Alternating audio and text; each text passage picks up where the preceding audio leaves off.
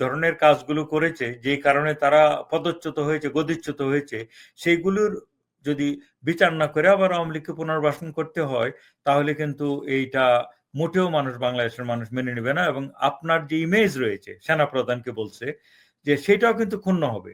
কিন্তু তিনি কিন্তু বলেছে তাতে আমার তেমন কিছু আসে যায় না।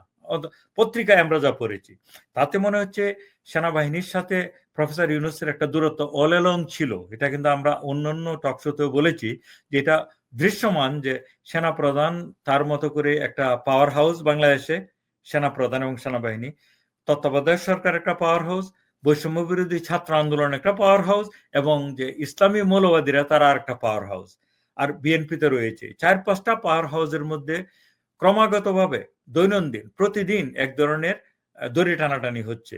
হ্যাঁ, মানে ক্ষমতার যে যেটাকে বলে ম্যানিফেস্টেশন, ক্ষমতার যে